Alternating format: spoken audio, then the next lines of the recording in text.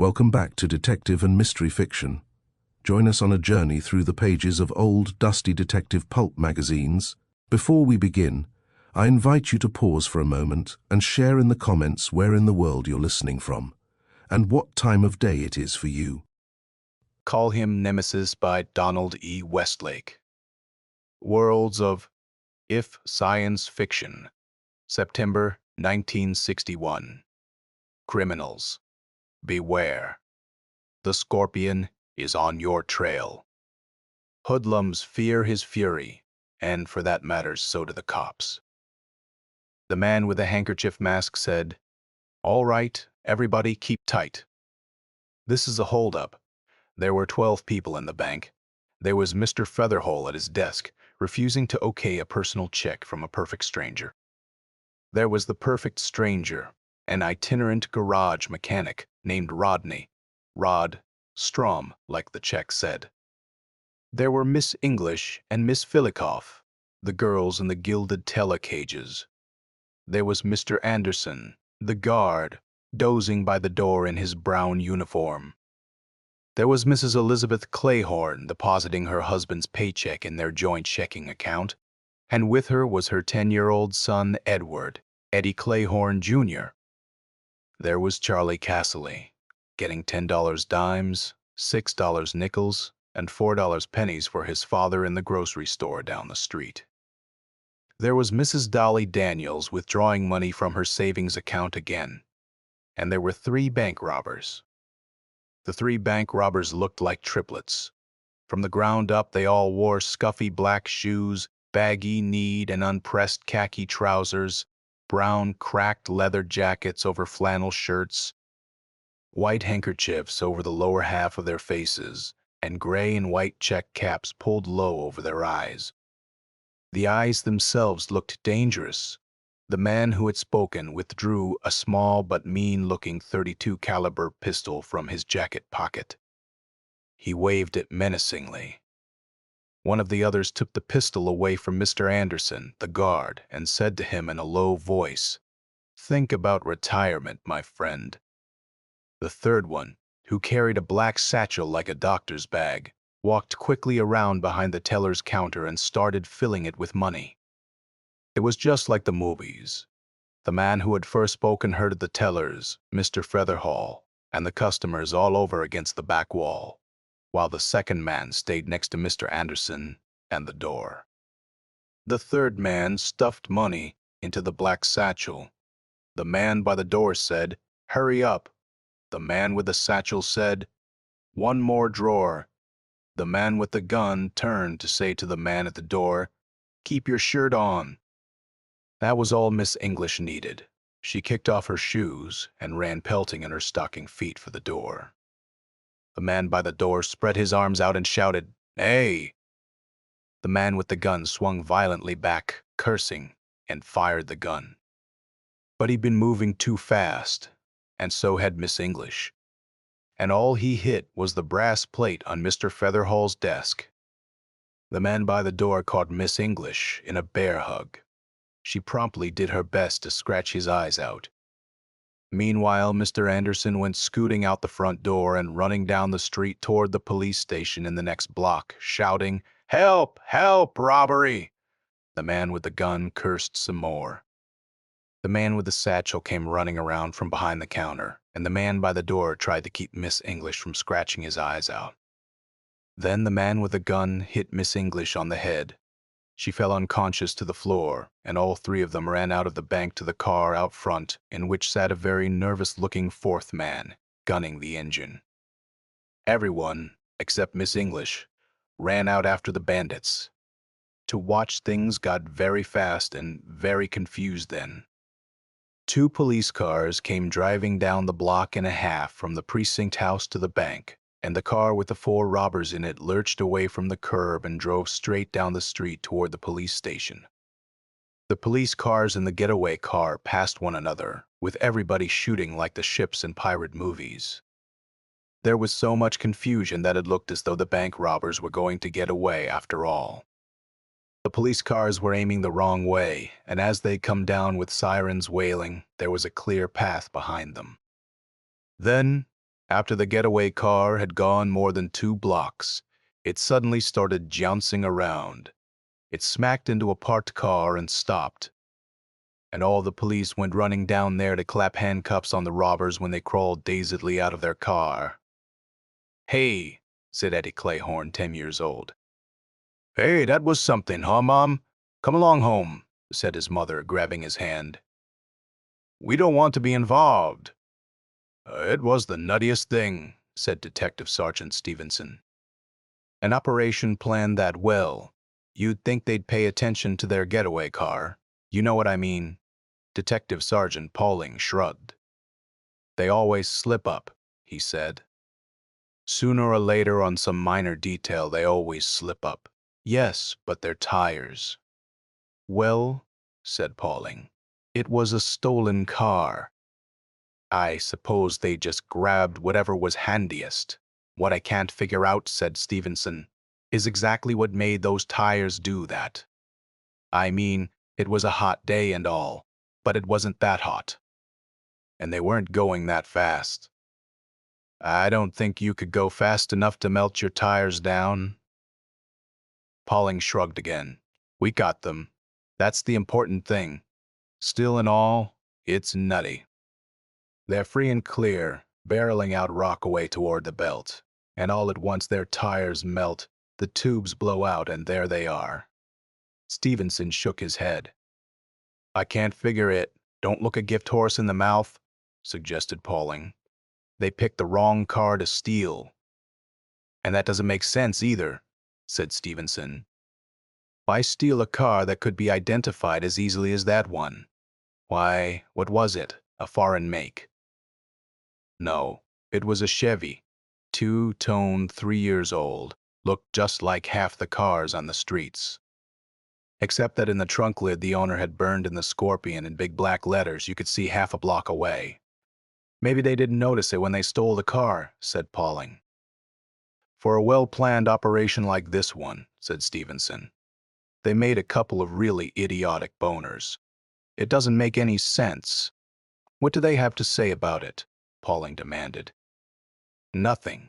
What do you expect? They'll make no statement at all." The squad room door opened, and a uniformed patrolman stuck his head in. "The owner of that Chevy's here," he said. "Right," said Stevenson. He followed the patrolman down the hall to the front desk. The owner of the Chevy was an angry-looking man of middle age, tall and paunchy. "John Hastings," he said. "They say you have my car here." "I believe so. Yes," said Stevenson. "I'm afraid it's in pretty bad shape." "So I was told over the phone," said Hastings grimly. "I've contacted my insurance company. Good. The car's in the police garage around the corner. If you'd come with me." On the way around, Stevenson said, "I believe you reported the car stolen almost immediately after it happened." "That's right," said Hastings. "I stepped into a bar on my route. I am a wine and liquor salesman. When I came out 5 minutes later, my car was gone." "You left the keys in it?" "Well, why not?" demanded Hastings belligerently. "If I am making just a quick stop, I never spend more than 5 minutes with any one customer. I always leave the keys in the car. Why not?" "The car was stolen," Stevenson reminded him. Hastings grumbled and glared. "It's always been perfectly safe up till now." "Yes, sir, and here."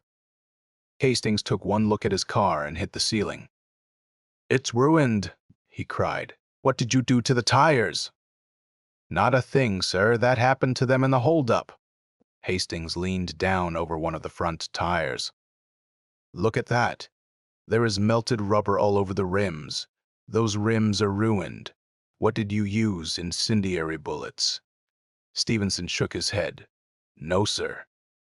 "When that happened, they were 2 blocks away from the nearest policeman."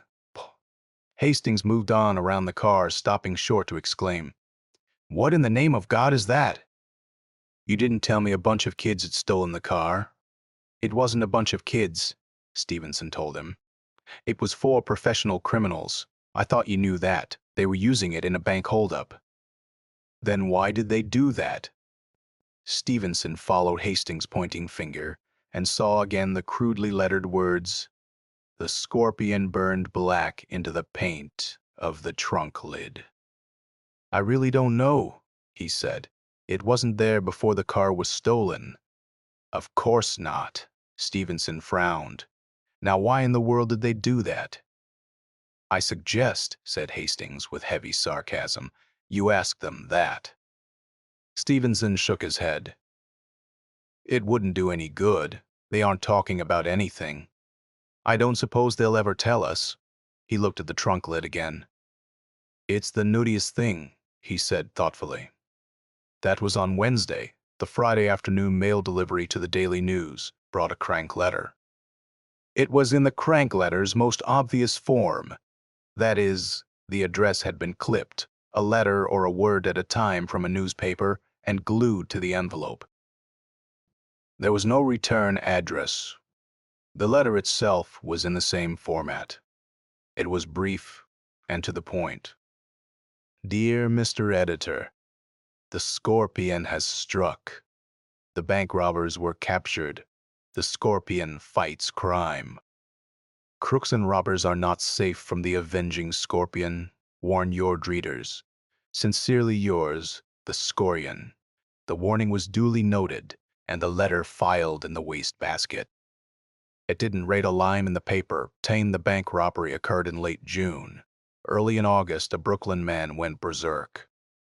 It happened in Canarsie, a section in southeast Brooklyn near Jamaica Bay. This particular area of Canarsie was a residential neighborhood, composed of 1 and 2 family houses. The man who went berserk was a motor vehicle bureau clerk named Jerome Higgins. 2 days before, he had flunked a civil service examination for the 3rd time. He reported himself sick and spent the 2 days at home brooding, a bottle of blended whiskey at all times in his hand. As the police reconstructed it later, Mrs. Higgins had attempted to awaken him on the 3rd morning at 7:30, suggesting that he really ought to stop being so foolish and go back to work. He then allegedly poked her in the eye and locked her out of the bedroom. Mrs. Higgins then apparently called her sister-in-law, a Mrs. Thelma Stodbetter, who was Mr. Higgins' sister. Mrs. Stodbetter arrived at the house at 9 o'clock and spent some time tapping at the still-locked bedroom door, apparently requesting Mr. Higgins to unlock the door and stop acting like a child. Neighbors reported to the police that they heard Mr. Higgins shout a number of times, "Go away, can't you let a man sleep?" At about 10:15, neighbors heard shots from the Higgins residence, a 2-story, 1-family pink stucco affair in the middle of a block of similar homes. Mr. Higgins, it was learned later, had suddenly erupted from his bedroom, brandishing a .30 hunting rifle, and, being annoyed at the shrieks of his wife and sister, had fired 7 shells at them, killing his wife on the spot and wounding his sister in the hand and shoulder. Mrs. Stodbetter, wounded and scared out of her wits, raced screaming out the front door of the house, crying for the police and shouting, "Murder! Murder!" At this point, neighbors called the police. One neighbor additionally phoned 3 newspapers and 2 television stations, thereby earning $40 in news tips rewards. By chance, a mobile television unit was at that moment on the Belt Parkway, returning from having seen off a prime minister at Idlewild Airport. This unit was at once diverted to Canarsie, where it took up a position across the street from the scene of carnage and went to work with a Zoomar lens. In the meantime, Mr. Higgins had barricaded himself in his house, firing at anything that moved. The 2 cameramen in the mobile unit worked their hearts out. One concentrated on the movements of the police and firemen and neighbors and ambulance attendants, while the other used the Zoomar lens to search for Mr. Higgins. He found him occasionally, offering the at-home audience brief glimpses of a stocky, balding man in brown trousers and undershirt, stalking from window to window on the 2nd floor of the house. The show lasted for nearly an hour. There were policemen everywhere and firemen everywhere, and neighbors milling around down at the corner where the police had roped the block off, and occasionally Mr. Higgins would stick his rifle out a window and shoot at somebody. The police used loudspeakers to tell Higgins he might as well give up. They had the place surrounded and could eventually starve him out anyway. Higgins used his own good lungs to shout obscenities back and challenge anyone present to hand-to-hand combat. The police fired tear gas shells at the house, but it was a windy day and all the windows in the Higgins house were either open or broken. Higgins was able to throw all the shells back out of the house again. The show lasted for nearly an hour. Then it ended, suddenly and dramatically. Higgins had showed himself to the Zoomar lens again, for the purpose of shooting either the camera or its operator. All at once he yelped and threw the rifle away. The rifle bounced onto the porch roof, slithered down to the edge, hung for a second against the drain, and finally fell barrel first onto the lawn. Meanwhile, Higgins was running through the house, shouting like a wounded bull. He thundered down the stairs and out hollering, to fall into the arms of the waiting police. They had trouble holding him. At first, they thought he was actually trying to get away. But then one of them heard what it was he was shouting, "My hands! My hands!" They looked at his hands. The palms and the palm side of the fingers were red and blistering from what looked like severe burns. There was another burn on his right cheek and another one on his right shoulder. Higgins, thoroughly chastened and bewildered, was led away for burn ointment and jail. The television crew went on back to Manhattan. The neighbors went home and telephoned their friends. On duty, policemen had been called in from practically all of the precincts in Brooklyn. Among them was Detective Sergeant William Stevenson. Stevenson frowned thoughtfully at Higgins as that unhappy individual was led away, and then strolled over to look at the rifle. He touched the stock, and it was somewhat warm, but that was all. He picked it up and turned it around. There, on the other side of the stock, burned into the wood were the crudely shaped letters, "The Scorpion. You don't get to be precinct captain on nothing but political connections." Those help, of course, but you need more than that, as Captain Hanks was fond of pointing out. You need it as well to be both more imaginative than most. You gotta be able to second-guess the smart boys and to be a complete realist. You gotta have both feet on the ground. If these were somewhat contradictory qualities, it was best not to mention the fact to Captain Hanks. The realist side of the captain's nature was currently at the fore. "Just what are you trying to say, Stevenson?" he demanded. "I am not sure," admitted Stevenson. "But we've got these two things. First, there is the getaway car from that bank job. The wheels melt for no reason at all, and somebody burns the Scorpion onto the trunk. Then yesterday, this guy Higgins out in Canarsie. He says the rifle all of a sudden got too hot to hold, and he's got the burn marks to prove it. And there on the rifle stock it is again, the Scorpion. He says he put that on there himself," said the captain. Stevenson shook his head. "His lawyer says he put it on there. Higgins says he doesn't remember doing it. That's half the lawyer's case. He's trying to build up an insanity defense." "He put it on there himself, Stevenson," said the captain with weary patience. "What are you trying to prove?" "I don't know. All I know is it's the nuttiest thing I ever saw." "And what about the getaway car? What about those tires melting?" "They were defective," said Hanks promptly. "All four of them at once. And what about the thing written on the trunk?" "How do I know?" demanded the captain. "Kids put it on before the car was stolen, maybe. Or maybe the hoods did it themselves. Who knows? What do they say?" "They say they didn't do it," said Stevenson. "And they say they never saw it before the robbery, and they would have noticed it if it had been there." The captain shook his head. "I don't get it," he admitted. "What are you trying to prove?" "I guess," said Stevenson slowly, thinking it out as he went along, "I guess I am trying to prove that somebody melted those tires and made that rifle too hot and left his signature behind." "What? You mean like in the comic books? Come on, Stevenson, what are you trying to hand me?" All I know, insisted Stevenson, is what I see, and all I know, the captain told him, is Higgins put that name on his rifle himself. He says so. And what made it so hot? Hell, man, he'd been firing that thing at people for an hour. What do you think made it hot? All of a sudden. He noticed it all of a sudden, when it started to burn him. How come the same name showed up each time then? Stevenson asked desperately. How should I know, and why not? Anyway, you know as well as I do, these things happen. A bunch of teen-eggers burgle a liquor store, and they write "The Golden Avengers" on the plate glass in lipstick. It happens all the time. Why not the Scorpion? It couldn't occur to two people. But there is no explanation, started Stevenson. What do you mean? There is no explanation. I just gave you the explanation. Look, Stevenson, I am a busy man. You got a nutty idea like Wilcox a few years ago. Remember him? Got the idea. There was a fiend around loose stuffing all those kids into abandoned refrigerators to starve. He went around trying to prove it and getting all upset, and pretty soon they had to put him away in the nut hatch. Remember? I remember, said Stevenson. Forget this silly stuff, Stevenson, the captain advised him.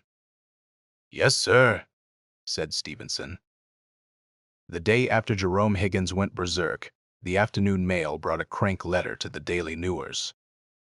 Dear Mr. Editor, you did not warn your readers. The man who shot all those people could not escape the Scorpion. The Scorpion fights crime. No criminal is safe from the Scorpion. Warn your readers. Sincerely yours, the Scorian. Unfortunately, this letter was not read by the same individual who had seen the first one 2 months before. At any rate, it was filed in the same place, and forgotten through Tree Halloween is a good time for a rumble. There's too many kids around for the cops to keep track of all of them, and if you were picked up carrying a knife or a length of tire chain or something, why, you are on your way to a Halloween party and you are in costume. You're going as a JD. The problem was this schoolyard. It was a block wide, with entrances on 2 streets. The street on the north was Challenger territory, and the street on the south was Scarlet Raider territory, and both sides claimed the schoolyard. There had been a few skirmishes. A few guys from both gangs had been jumped and knocked around a little, but that had been all. Finally, the warlords from the 2 gangs had met and determined that the matter could only be settled in a war. The time was chosen. Halloween, the place was chosen, the schoolyard, the weapons were chosen. Pocket knives and tire chains, okay, but no pistols or zip guns. The time was fixed, 11 p.m., and the winner would have undisputed territorial rights to the schoolyard, both entrances. The night of the rumble, the gangs assembled in their separate clubrooms for last-minute instructions. Debs were sent out to play chicken at the intersections nearest the schoolyard, both to warn of the approach of cops and to keep out any non-combatant kids who might come wandering through. Judy Canzanetti was a Deb with the Scarlet Raiders. She was 15 years old, short and black-haired and pretty, in a movie magazine, gum-chewing sort of way. She was proud of being in the auxiliary of the Scarlet Raiders, and proud also of the job that had been assigned to her. She was to stand chicken on the southwest corner of the street. Judy took up her position at 5 minutes to 11. The streets were dark and quiet. Few people cared to walk this neighborhood after dark, particularly on Halloween. Judy leaned her back against the telephone pole on the corner, stuck her hands in the pockets of her Scarlet Raider jacket, and waited. At 11 o'clock, she heard indistinct noises begin behind her. The rumble had started at 5 after 11. A bunch of little kids came wandering down the street. They were all about 10 or 11 years old, and most of them carried trick or treat shopping bags. Some of them had Halloween masks on. They started to make the turn toward the schoolyard. Judy said, "Hey, you kids take off." One of them, wearing a red mask, turned to look at her. "Who? Us?" Yes, you. Stay out of that street. Go on down that way. The subway's this way, objected the kid in the red mask. Who cares? You go around the other way. Listen, lady, said the kid in the red mask, aggrieved. We got a long way to go to get home. Yeah, said another kid in a black mask. And we're late as it is. I couldn't care less, Judy told them callously. You can't go down that street. Why not? Demanded yet another kid. This one was in the most complete and elaborate costume of them all. Black leotards, and a yellow shirt, and a flowing black cape. He wore a black and gold mask and had a black knit cap jammed down tight onto his head. Why can't we go down there? This apparition demanded. Because I said so, Judy told him. Now you kids get away from here. Take off. Hey, cried the kid in the black and yellow costume. Hey, they're fighting down there. It's a rumble, said Judy proudly. You twerps don't want to be involved, hey? Cried the kid in the black and yellow costume again, and he went running around Judy and dashing off down the street. Hey, Eddie, shouted one of the other kids. Eddie, come back. Judy wasn't sure what to do next. If she abandoned her post to chase the one kid who'd gotten through, then maybe all the rest of them would come running along after her. She didn't know what to do. A sudden siren and a distant flashing red light solved her problems. Geez, said one of the kids. The cops! Fuzz! Screamed Judy. She turned and raced down the block toward the schoolyard, shouting, Fuzz, Fuzz, clear out, it's the Fuzz! But then she stopped, wide-eyed, when she saw what was going on in the schoolyard. The guys from both gangs were dancing. They were jumping around, waving their arms, throwing their weapons away. And they all started pulling off their gang jackets and throwing them away, whooping and hollering. They were making such a racket themselves that they never heard Judy's warning. They didn't even hear the police sirens. And all at once, both schoolyard entrances were full of cops. A cop had tight hold of Judy, and the rumble was over. Judy was so baffled and terrified that everything was just one great big blur. But in the middle of it all, she did see the little kid in the yellow and black costume go scooting away down the street. And she had the craziest idea that it was all his fault. Captain Hanks was still in his realistic cycle this morning, and he was impatient as well. All right, Stevenson, he said. Make it fast. I've got a lot to do this morning, and I hope it isn't this comic book thing of yours again. I'm afraid it is, Captain, said Stevenson. Did you see the morning paper? So what? Did you see that thing about the gang fight up in Manhattan? Captain Hanks sighed. Stevenson, he said wearily, are you going to try to connect every single time the word scorpion comes up? What's the problem with this one? These kid gangs have names, so what? Neither one of them was called the Scorpions, Stevenson told him. One of them was the Scarlet Raiders, and the other gang was the Challengers. So they changed their name, said Hanks. Both gangs simultaneously, to the same name. Why not? Maybe that's what they were fighting over. It was a territorial war, Stevenson reminded him. They've admitted that much. It says so in the paper, and it also says they all deny ever seeing that word on their jackets until after the fight. A bunch of juvenile delinquents, said Hanks in disgust. You take their word, Captain? Did you read the article in the paper? I glanced through it. All right, here is what they say happened. They say they started fighting at 11 o'clock. And they just got going when all at once all the metal they were carrying, knives and tire, chains and coins and belt buckles and everything else, got freezing cold, too cold to touch. And then their leather jackets got freezing cold, so cold they had to pull them off and throw them away. And when the jackets were later collected, across the name of the gang on the back of each one had been branded, the Scorpion. Now let me tell you something, said Hank severely. They heard the police sirens and they threw all their weapons away. Then they threw their jackets away to try to make believe they hadn't been part of the gang that had been fighting. But they were caught before they could get out of the schoolyard. If the squad cars had showed up a minute later, the schoolyard wouldn't have had anything in it but weapons and jackets. And the kids would have been all over the neighborhood, nice as you please, minding their own business and not bothering anybody. That's what happened. And all this talk about freezing cold and branding names into jackets is just some smart aleck punk's idea of a way to razz the police. Now you just go back to worrying about what's happening in his precinct and forget about kid gangs up in Manhattan and comic book things like the Scorpion, or you are going to wind up like Wilcox with that refrigerator business. Now, I don't want to hear any more about this nonsense. Stevenson. Yes, sir, said Stevenson. The reporter showed up 2 days later. He was ushered into the squad room where he showed his press card to Stevenson, smiled amiably, and said, "My editor sent me out on a wild goose chase.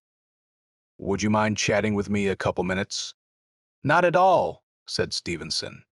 The reporter, whose press card gave his name as Tom Roberts, settled himself comfortably in the chair beside Stevenson's desk. "You were the one handled that bank job down the street back in June, weren't you?" Stevenson nodded.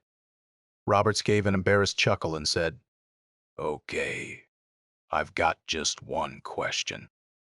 You answer no, and then we can talk about football or something. I mean, this is just a silly wild goose chase. Frankly, I am a little embarrassed about it. Go ahead and ask," Stevenson told him. "Okay, I will. Was there the word Scorpion connected with that bank job at all, in any way, at all?" Stevenson looked at the reporter and smiled. He said, "As a matter of fact, Mr. Roberts, there was." Roberts blinked. "There was?" "Yes, indeedy, there certainly was." And Stevenson told him the full story of the bank job.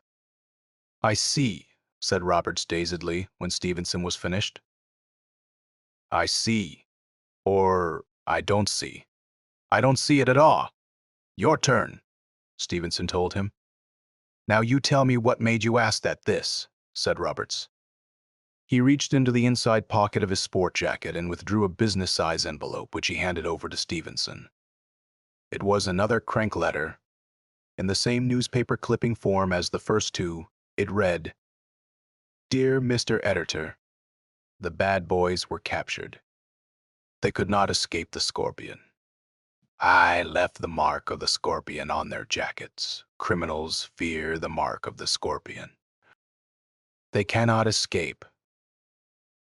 This is my third letter to you. You should warn all criminals to leave the city.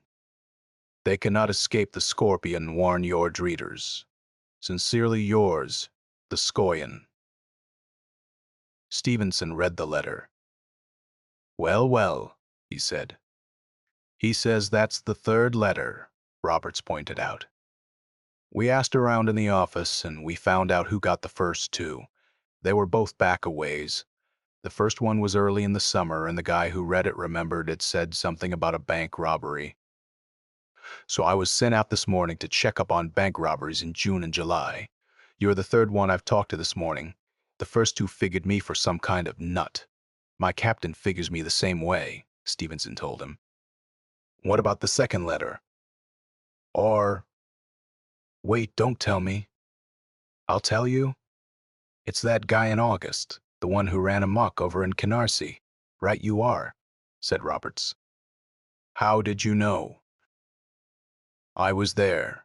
He left his mark on the rifle stock." "Okay," said Roberts. "So there is something in it after all." "There is something in it," said Stevenson. "The question is, what?" "Well," said Roberts, "what have we got so far? Somebody, call it person or persons unknown for the fun of it, is stepping in every once in a while when there is a crime being committed. He stops it, he calls himself the Scorpion, and he uses some pretty dizzy methods. He melts automobile tires, makes a rifle too hot to hold, makes knives and leather jackets ice cold, How in heck does he do things like that? Yeah, said Stevenson. And just incidentally, who is he? Well, said Roberts, he's a kid. That much is obvious. That whole letter sounds like a kid, talking about the bad boys and stuff like that. What do you figure? Some scientist's kid, maybe. Maybe, said Roberts. His old man is working on something in his little old laboratory in the cellar, and every once in a while the kid sneaks in and makes off with a ray gun or whatever it is. Roberts laughed. I feel silly even talking about it, he said. I'd feel silly too, Stevenson told him, if I hadn't seen what this kid can do. Can we work anything out from the timing? Roberts asked him. He seems to show up once every couple of months. Let me check. Stevenson went over to the filing cabinet and looked up the dates. The bank job, he said, was on Wednesday, June 29th, at 11 o'clock in the morning. That Higgins guy was on, here it is, Friday, August 5th, around noon. And this last one was on Halloween, Monday, October 31st, at 11 o'clock at night. If you can see a pattern in there, Roberts told him, you are a better man than I am. Well, the first two, Stevenson said, were in the daytime during the summer when school was out. That's all I can figure. Why just those three? Roberts asked. If he's out to fight crime, he's pretty inefficient about it. He's only gone to work 3 times in 4 months. Well, he's a kid, said Stevenson. I suppose he has to wait until he stumbles across something and then rush home for Daddy's ray gun. Stevenson shook his head. It beats me. The only one that makes sense is the second one. That one was televised, he probably saw it that way. The other 2 times, he just happened to be around. I don't know, said Roberts. Does a kid happen to be around twice in 4 months when there is crimes being committed? Now, the Halloween thing, I can see that a kid is liable to be out wandering around, maybe go off to a strange neighborhood after he's done with his trick or treat stuff. Halloween is a good time for a kid to see some other kids breaking a law. And the thing in Canarsie, like you say, he probably saw that on television, but what about the bank job? That was the first, said Stevenson thoughtfully. That was what set him off. He was there at the time, just by accident, and he saw they were getting away, so he zapped them, and right away he put the drama into it. Right on the spur of the moment he decided to be the Scorpion. Then he sent the letter to your paper, but nothing else happened. And the paper didn't print anything about his letter or what he'd done, and he kind of forgot about it until he was watching television and saw the Higgins thing. Pow! The Scorpion rides again, and then it died down again, until a couple of nights ago we saw the rumble, and pow all over again. What you are saying, Roberts told him, is that this kid wanders around with Daddy's Zap gun all the time. That doesn't seem very likely. Face it, said Stevenson. Daddy's Zap gun isn't the likeliest thing I ever heard of either. I don't know how the kid does this, for that matter. It's only an educated guess that it's a kid we're after. Okay, said Roberts. So what do we do now? Now, said Stevenson, I think we talk to the captain, and then I have a feeling we'll be talking to the FBI. For Judy Canzanetti was a frightened girl. First there had been that crazy thing in the schoolyard, and then being dragged in by the police, and then being chewed out by Mom, and now here she was being dragged in by the police again for absolutely nothing at all. They were all there, in the big empty room like a gymnasium in the police station, the guys and Debs from both gangs all milling around and confused. And the cops were taking all the kids out one at a time and questioning them.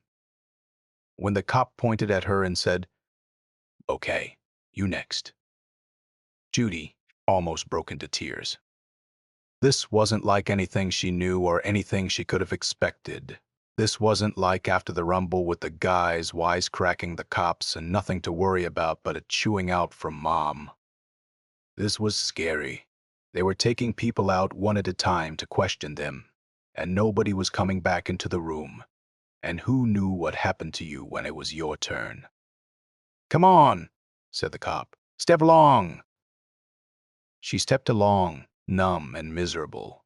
There were 4 men in the room to which she was led. They were sitting behind a long table, with notebooks and pencils and ashtrays on the table. In front of them was a straight-backed, armless chair. The cop sat her down in the chair and left the room. One of the men said, "Your name is Judy Canzanetti, is that right?" "Yes, sir." It came out a whisper. She cleared her throat and tried again. "Yes, sir. You don't have to be frightened, Judy," said the man. "You aren't going to be accused of anything." "My name is Marshall, Stephen Marshall. This gentleman on my right is Stuart Lang. We're with the FBI. That gentleman there is Mr. Stevenson, and he's a detective from Brooklyn. And that there is Mr. Roberts, and he's a reporter. And we all simply want to ask you 1 or 2 questions. All right?" The man was obviously trying to calm her down, make her relax. And he succeeded to some extent. Judy said, "Yes, sir," in a small voice, and nodded, no longer quite so frightened. None of the 4 men were particularly frightening in appearance. The 2 FBI men were long and lean with bleak, bony faces like cowboys.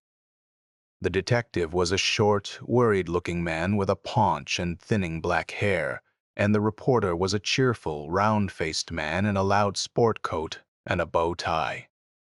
"Now," said Marshall, "you were present at the time of the gang fight on Halloween, is that right?" "Yes, sir." "Well, no, sir, not exactly. I was down at the corner." Mr. Marshall smiled briefly. "On lookout?" he asked. "Yes, sir. I see." "And do you remember seeing anyone present at all aside from the boys and the 2 gangs and the police?" "No, sir. That is, not except a bunch of little kids. They came along just before the co. The police? A bunch of little kids?" The detective named Stevenson said urgently, "Did you recognize any of them?" "No, sir. They weren't from around the neighborhood," Marshall said. "You'd never seen them before?" "No, sir. They were just a bunch of little kids, grade school kids. They were out with costumes on and everything, playing trick or treat." "Did they go near the schoolyard at all?" "No, sir. Except for one of them, you see. I was supposed to keep people away, tell them to go around the other way, and these kids came along. I told them to go around the other way, but they said they had to get to the subway." "The subway?" echoed Stevenson. "Yes, sir. They said they were out too late anyway, and it was a long way to go to get home." The man named Marshall said, "You said one of them did go down by the schoolyard." "Yes, sir. I told them all to go around the other way, and the one kid said, 'Hey, they're fighting,' or something like that, and he ran down the street. I tried to stop him, but he got away from me." "And then what happened?" asked Stevenson. "Then I saw the fuzz, the police coming. I ran down to warn everybody, and all the guys were jumping around throwing their coats away. And the little boy? I didn't see him at all anymore except after the police came. I saw him go running around the corner." "What did this boy look like?" Stevenson asked. "Gee, I don't know, sir." "You don't know?" "No, sir. He was in his Halloween costume." The 4 men looked at one another. "A costume," said the one named Roberts, the reporter. "My God, a costume." "Yes, sir," said Judy. "It was all black and gold, tight black pants, and a yellow shirt and a black cape, and a funny kind of mask that covered his face, black and gold, and a kind of cap, like maybe a skull cap on his head, black. Only it was knit like the sailors wear in the merchant meringue, black and gold," said Roberts. "He seemed awed by something. So you can't identify this boy at all," said Stevenson forlornly. "One of the other kids called him Eddie. she said, suddenly remembering. They spent 15 minutes more with her, going over the same ground again and again, but she just didn't have any more to tell them. And finally, they let her go. Mr. Featherhall and Miss English were distant but courteous. It was, after all, banking hours. On the other hand, these four men were police and FBI on official business. It has been a rather long time, Featherhall objected gently. Well over 4 months. It seemed to me, said Miss English, that the police took the names of all the people who'd been here at the time of the robbery. There may have been other people present, suggested Marshall, who left before the confusion was over. There are any number of people in this world who like to avoid being involved in things like this. I can certainly appreciate their position, said Miss English, reminiscently touching her fingertips to her head. Miss English was very brave, Featherhall told the policeman. She created the diversion that spoiled their plans. Yes, we know, said Marshall. We've heard about what you did, Miss English. To tell you the truth, she said primly, I was most concerned about the boy. To be exposed to something like that at his tender boy, interrupted Stevenson rudely. Did you say boy? Why, yes, said Miss English. There was a little boy in here at the time with his mother. Didn't you know? No, we didn't, said Marshall. Could you describe this boy? Well, he was. Well, not more than 10 years old, if that. And well, it has been a long time, as Mr. Featherhall said. He was just a child, a normal, average child. Not exactly average, said Stevenson cryptically. You said he was in here with his mother, said Marshall. That's right. I've seen her in here a number of times. Yes, of course, said Marshall. Has she been here since the robbery? Asked Stevenson. Yes, I believe she has, so that you would recognize her if you saw her again. Yes, I would. I am sure I would. She almost always comes in with the boy, or... No, she doesn't. Not anymore. Not since school started, but she did all summer. She comes in often then. I believe so, said Miss English. Fairly often. Marshall produced a small card, which he handed to Miss English. The next time she comes in, he said, we'd appreciate it if you'd call us at that number. Ask for me, Mr. Marshall. I will, said Miss English. I surely will. The four of them sat talking in Marshall's office. Tom Roberts had his shoes off, his feet on the windowsill, his spine curved into the chair, and a cigarette dangling from the corner of his mouth. He had one eye closed and was sighting between his socked feet at the building across the way. The thing that bothers me, he said, the cigarette waggling in his mouth, is just that I am sure as I can be that I'll never get to write a word of this story. You gimlet-eyed types will clamp down on this kid and that'll be the end of it. Security by George National Defense. I wonder whatever happened to freedom of the press. The press overworked it, Marshall told him. The thing is, said Lang, whatever weapon or machine this boy is using, it's something that the government knows absolutely nothing about. We've sent up a report on the effects of this thing. Whatever it is, and there has been the damnedest complete survey of current government research projects you can imagine. There is nothing at all like it even on the drawing boards, whatever the boy is using, said Marshall. And wherever he got it from, it isn't a part of the government's arsenal of weapons. Which it has to be, Lang added.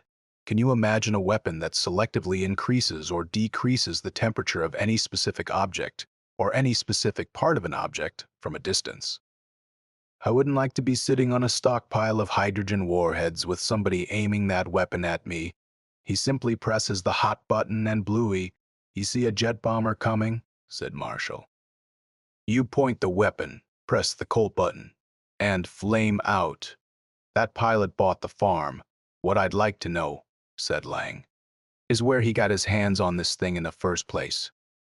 Not only is there no machine or weapon we know of which can do this sort of thing, but our tame experts assure us that no such machine or weapon is possible. Great, said Stevenson. We're looking for a 10-year-old kid armed with a weapon that no adult in the country could even imagine as possible. The phone rang at that point, and for a second no one moved. They all sat and looked at the jangling phone. Then Marshall and Lang moved simultaneously. But it was Marshall who answered. Marshall here. The others watched him, heard him say, Yes, Miss English. Right. And reach forward on the desk for pad and pencil. Right. Got it. You are sure that's the one? Right. Thank you very much. Marshall cradled the phone and looked at the others. The woman came in. Her name is Mrs. Albert J. Clayhorn, and she lives on Newkirk Avenue. Miss English said the number would be near East 17th, 5 blocks from the bank, said Stevenson. And about 80 blocks from Higgins' house, said Roberts. That's why it took him so long to go to work that time. He saw what was happening on television, grabbed his weapon and his trusty bike, and went riding out to Canarsie. The Scorpion rides again. Marshall looked at his watch. It's only a little after 1, he said. We can talk to the mother before the boy comes home. Right, said Stevenson, getting to his feet. 5. Mrs. Elizabeth Clayhorn was a short, roundish, pleasant-faced woman in a flower-patterned apron. She looked at the identification Marshall showed her and smiled uncertainly. FBI, I don't well, come in. Thank you. The living room was neat and airy. The 4 men settled themselves. Marshall, uncomfortably, was the spokesman. I am going to have to explain this, Mrs. Clayhorn, he said. And frankly, it isn't going to be easy, you see. He cleared his throat and tried again. Well, here is the situation. Someone in New York has a rather strange machine of some sort. Well, it's sort of a heat machine, I suppose you could say. And we've traced it through its use to, to your son. To Eddie. Mrs. Clayhorn was looking very blank. Eddie, I take it, said Marshall, instead of answering, that your son hasn't told you about this machine. Well, no. Well, of course not. I mean, he's just a little boy. I mean, how could he have any sort of machine? What is it? A blowtorch? Something like that? Not exactly, said Marshall. Could you tell me, Mrs. Clayhorn, what your husband does for a living? Well, he runs a grocery store. The Bohack's up on Flatbush Avenue, I see. Lang took over the questioning. Are there any other persons living here, Mrs. Clayhorn? Any boarders? No, there's only the 3 of us. Well, is Eddie interested in anything of a scientific nature in school, perhaps? Oh, Lord, no. He hasn't had any real science subjects yet. He's only in the 5th grade. His best subject is history, but that's because he likes to read, and history is all reading. He got that from me. I read all the time. He doesn't have one of these junior chemistry sets then, or anything like that? No, not at all. He just isn't interested. We even got him an erector set last Christmas, and he played with it for a day or 2, and then gave it up completely and went back to reading. The thing is, said Stevenson with ill-concealed desperation, he does have this machine. Are you sure it's Eddie? Yes, ma'am, we're sure. Mrs. Clayhorn, said Marshall, the boy does have this machine. The government is very interested in it. And, well, I don't see how a 10-year-old boy, but if you say so, then I suppose it's so. Of course, he'll be home from school at 3:30. You could ask him, if you want. We'd rather not just yet, said Marshall. We think it might not be the best idea. As you say, Eddie is very interested in reading. He's been using this machine. And, he's been making a big secret out of it, like the characters in comic books. We wouldn't want to spoil that secret for him. At least not until we actually have the machine in our own possession. I see, said Mrs. Clayhorn doubtfully. Ma'am, said Stevenson. "We don't have any sort of search warrant, but we would like to take a look in Eddie's room with your permission." "Well, if you really think it's important." "It is," said Marshall. "Then I suppose it's all right. It's the door on the right, at the end of the hall." The three men, feeling large and cumbersome, searched the boy's room. It was a boy's room, nothing less and nothing more. The closet floor and shelves were stacked with comic books. There were baseball trading cards in the top bureau drawer. There were pennants on the walls. "There was no heat machine, nor any hint of a heat machine. I just don't know," said Marshall at last. "Unless he carries it all the time," said Lang. "Sure," said Stevenson. "That's why he had it with him in the bank that day, maybe," said Marshall. "I just don't know. You know, I don't really believe there is a machine." "Of course there is," said Stevenson. "We've seen what it can do. Oh, I am not denying the boy caused those things, but I just have the completely insane conviction that there isn't any machine." Marshall shrugged. "Ah, well, never mind. Let's go back and soothe the mother." They soothed her, which took some doing, not because she was at all worried, but because she was so curious she could hardly sit still. But Marshall, by looking very stern and official and by speaking in round, long-syllabled sentences, finally convinced her that the welfare of the nation was absolutely dependent upon her, not mentioning anything at all about this visit to Eddie, under any circumstances. "We'll be back to talk to the boy in a day or two," Marshall told her.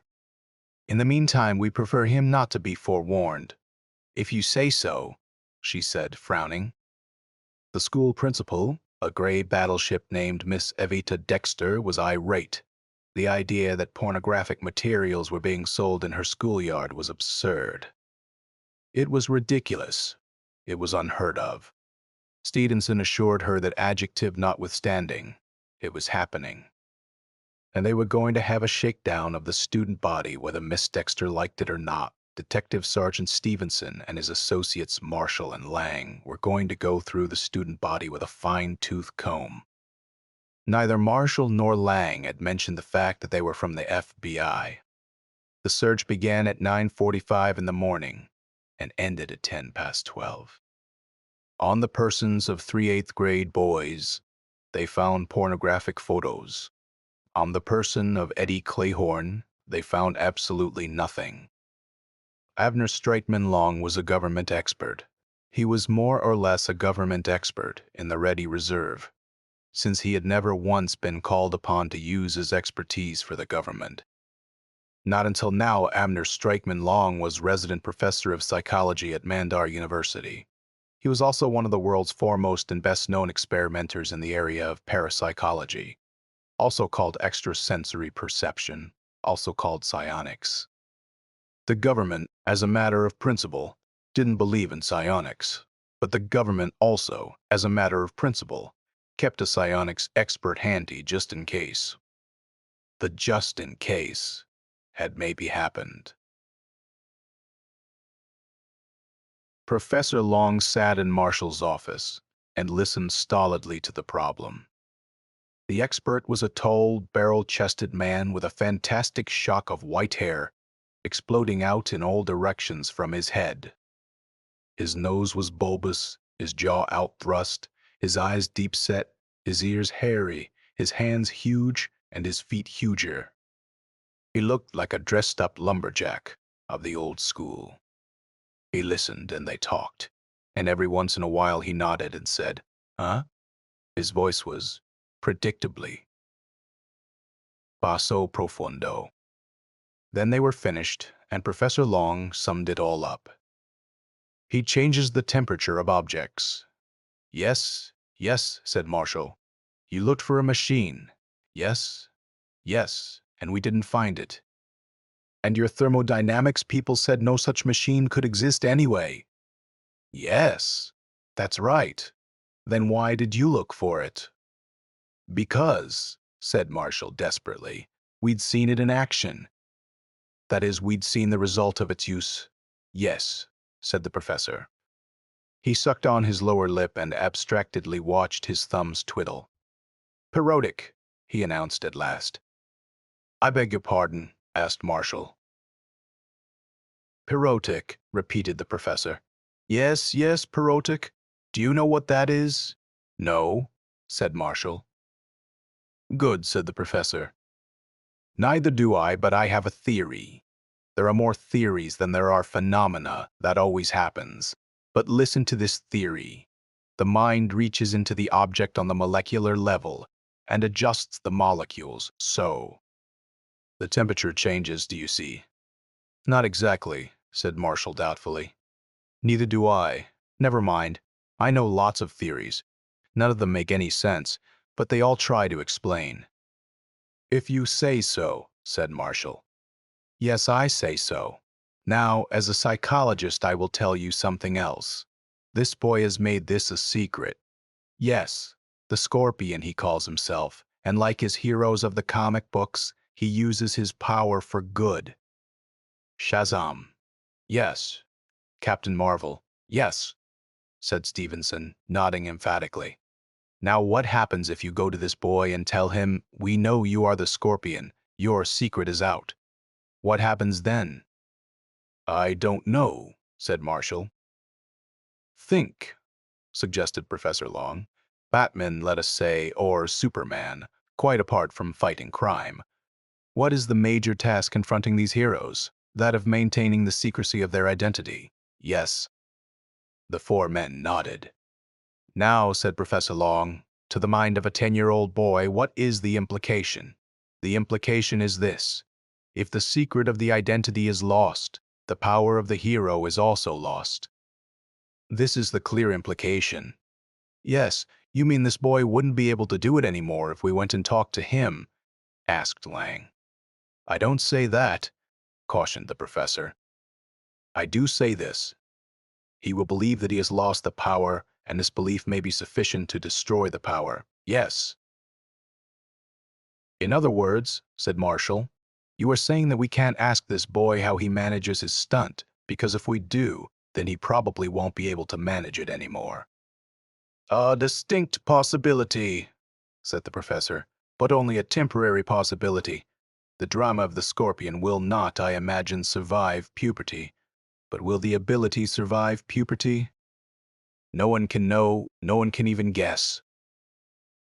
Now here is the thing, said Marshall, not downgrading your theories at all, Professor. They are nevertheless still only theories. Frankly, given my choice between an impossible machine and a boy with the power to think things hot and cold, I'll give the impossible machine the edge. At this point, accepting the idea of the machine, our next move is simple. We go ask the boy to give it to us from what you say. We can't even do that. My best advice, said the professor, would be to keep the boy under careful surveillance for the next 3 or 4 years. Gradually get to know him. Carefully work out a long-range program involving his reading habits, the attitudes of his teachers and parents, the sort of external stimuli to which he is. Fellas, said Robert suddenly. Oh, fellas. They turned to look at him. He was in his favorite pose, shoes off, feet up on the window sill. He was now pointing at the window. Do you fellas see what I see? He asked them. They saw the window was frosting. It was a rainy, humid mid-November day, and moisture was condensing on the window pane. It was condensing, and then it was freezing. It didn't take long. No more than a minute passed from the time Roberts noticed the thing beginning until the time it was complete. And then they watched various specific sections of the window defrost again. It was a very strange-looking window. It was covered with frost, but there were lines of bare window as though the frost had been scraped away. The lines formed letters, and the letters formed words, and the words were, Pol Moam told me, my God, said Marshall. Well, well, well, well, well, said Stevenson. Yes, said Professor Long. He nodded and turned away from the window to look at the door. You may come in now, Eddie, he called. The door opened, and Eddie Clayhorn stood there. In civilian clothes, he beamed at the window. "That was tricky," he said. "So," said Professor Long, "I was mistaken, eh? Exposure does not spoil things, is that it?" "Sometimes," said Eddie Clayhorn. "The hero has one or two trusted friends on the police force who know who he is and give him tips about criminals." "But they never tell anybody, of course," said Professor Long. "And we are your trusted friends." "Yes, sure, but you can't tell my parents or anybody." Roberts leaned forward and gingerly touched the frosted window. It was cold, very cold. He turned and looked with awed eyes at Eddie Clayhorn. Slowly, he smiled. "Scorp, old boy," he said. "You can just call me Tonto. Kimosabi." And of Call Him Nemesis by Donald E. Westlake. If you found this story interesting, take a moment to support the channel. Hit subscribe, click the bell icon so you're notified of new stories, leave a comment and give the video a thumbs up. Share it on your socials if you think others might enjoy detective stories.